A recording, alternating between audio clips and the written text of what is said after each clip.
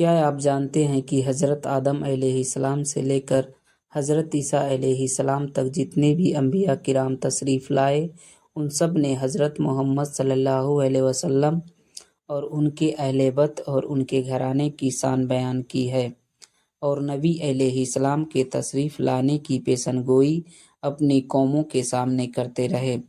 جس رات نبی علیہ السلام اس دنیا میں تشریف لائے اس رات کی تمام نشانیاں یہودیوں کے یہاں موجود تھی۔ یہی وجہ تھی کہ حضور علیہ السلام کو دائیں حالمہ کے سپرد کر کے دور دراز مقام پر بھیج دیا گیا، جہاں یہودی آپ تک نہ پہنچ سکے، کیونکہ یہ یہودی تھے جو آپ کی دن رات تلاش کر رہے تھے۔ وہ جانتے تھے کہ وہ آنے والا آ چکا ہے، جس کی پیشن گوئی حضرت موسیٰ علیہ السلام نے کی تھی۔ اسی طرح ہندوؤں اور عیسائیوں کے وہاں بھی آپ علیہ السلام اور آپ کی اہل بیت اور تذکرہ کتابوں میں موجود ہے۔ جن انبیاء کے کتابوں میں اور صحیفوں سے نوازا گیا، ان کی کتابوں اور صحیفوں میں آپ کی تشریف آوری کے قصے موجود ہیں۔ آج دشمنہ اسلام نے اپنی کتابوں میں سے وہ چیپٹر ہی غائب کر دیے ہیں جن میں آپ صلی اللہ علیہ وسلم کا تذکرہ تھا، اور جن کتابوں سے وہ آپ کا تذکرہ غائب نہ کر سکے انہوں نے وہ کتب خانے ہی جلا ڈالے۔ ان کو یہ ڈر تھا کہ اگر ہماری قوموں نے حضور علیہ السلام کا ذکر اپنی کتابوں میں پڑھ لیا تو لوگ جوک در جوک مسلمان ہونے لگیں گے اور دنیا سے دوسرے مذہب نائب ہو جائیں گے۔ ناظرین، کیا آپ جانتے ہیں کہ اس وقت دنیا میں جتنے بھی مذہب رائج ہیں ان میں سب سے پرانا مذہب ہندوازم ہے؟ اور آپ یہ جان کر حیران ہوں گے کہ ایک جنگ کے دوران شری کرشن نے ایشور سے دعا مانگی تھی، اور اس دعا کے دوران انہوں نے کسی الہ کو 3 مرتبہ مدد کے لیے پکارا تھا۔ کیا آپ جانتے ہیں کہ وہ الہ کون ہے؟ وہ جس الہ کو مدد کے لیے پکار رہے تھے اس کے بارے میں کہہ رہے تھے کہ وہ دنیا کے سب سے بڑے مندر میں کالے پتھر کے قریب اپنا چمتکار دکھائے گا۔ کیا آپ جانتے ہیں کہ دنیا کا سب سے بڑا مندر اور وہ کالا پتھر آخر کہاں موجود ہے؟ شری کرشن نے جس پرتما کا واسطہ وسیلہ اپنی دعا میں پیش کیا، آخر وہ ہستی کون ہے؟ جب انہوں نے اپنی یہ دعا مکمل کی تو دعا کے آخر میں شدت سے انہوں نے 3 مرتبہ کسی الہ کو پکارا۔ آپ کے لیے یہ جاننا انتہا ضروری ہے کہ وہ الہ کون ہے جسے شری کرشن نے اپنی نصرت اور مدد کے لیے پکار رہے تھے۔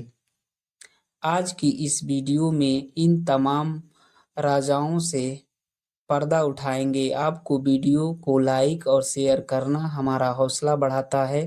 آپ سے گزارش ہے کہ ہمارے چینل کو سبسکرائب کر دیجیے تاکہ آپ کا اور ہمارا رابطہ بنا رہے۔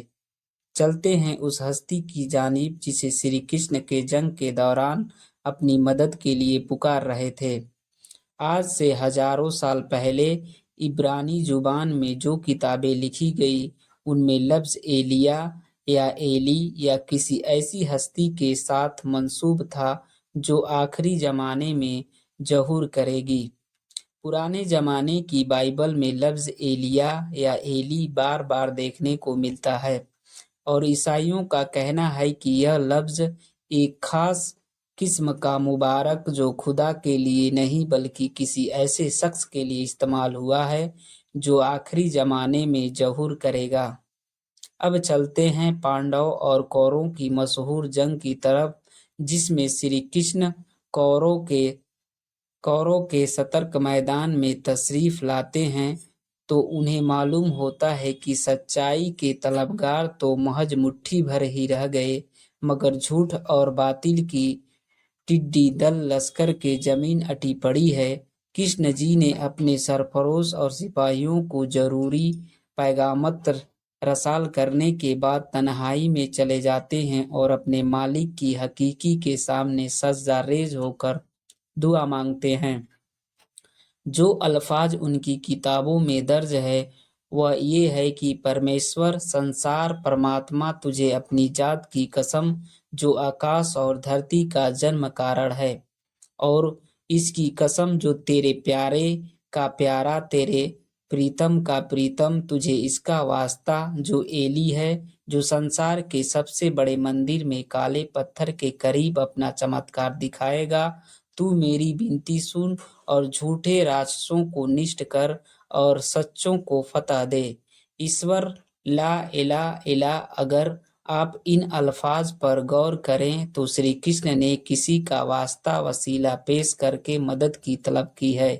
ان الفاظ میں انہوں نے پریتم کے پریتم کی قسم دی اور آخر میں ان کا نام پکارا، اور جن کا نام پکارا ہے ان کے آنے کی خبر بھی دی ہے، یعنی کہ وہ آنے والا دنیا کے سب سے بڑے مندر یعنی دنیا کے قبلہ اور کعبہ حرم محترم میں کالے پتھر یعنی حجر اسود کے نزدیک اپنا جلوہ یاموز دکھائے گا، اور تمام عالم اسلام جانتا ہے کہ وہ پاک ہستی حضرت علی علیہ السلام کی ہے، جنہوں نے حجر اسود کے قریب خانہ کعبہ کی دیوار کو توڑتے ہوئے ظہور کیا، جس دیوار کے ٹوٹنے کے نشانات آج بھی موجود ہیں۔ جہاں تک کہ لفظ الہ کی بات ہے تو پراچین سمے کی پرانی زبان میں سنسکرت زبان سب سے پرانی زبان ہے۔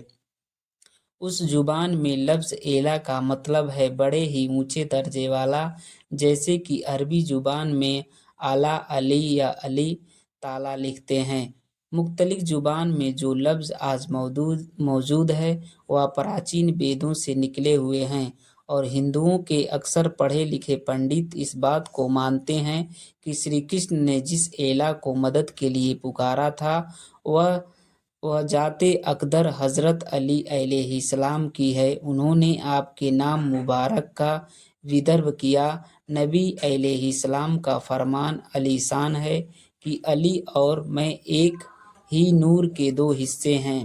حضرت علی علیہ السلام کی بہادری کی مثال ایسے ہے کہ خندق میں حضرت علی کی ایک جبرن سیکلین کی عبادت سے افضل ہے۔ کائنات میں جتنی بھی عبادت ہو سکتی ہے وہ ایک ضرب اس عبادت پر سبق لے گئی ہے۔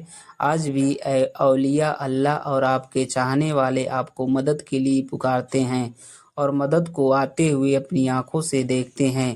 نبی علیہ السلام کی ایک اور بہت اتھینٹک حدیث ہے کہ یہ علی نہیں پہچانا کسی نے خدا کو سوائے میرے، اور تمہارے نہیں پہچانا کسی نے مجھ کو سوائے خدا کے، اور تمہارے اور نہیں پہچانا کسی نے تم کو سوائے خدا کے اور میرے۔ پھر یہ لوگ کس طرح کہتے ہیں کہ تمہاری معرف حاصل ہو گئی؟ ہر نبی کا ایک راز ہوتا ہے، اور یہ علی میرے عزیدار تم ہو۔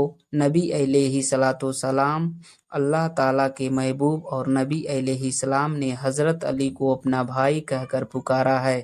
تو شری کرشن جس پریتم کے پریتم کا واسطہ وسیلہ پیش کر رہے تھے وہ ذات اقدر حضرت علی علیہ السلام کی ہے۔ نبی علیہ السلام نے فرمایا کہ اگر لوگ علی ابن علی طالب علیہ السلام کی محبت پر جمع ہو جاتے تو خدا دوزخ کو پیدا ہی نہیں کرتا۔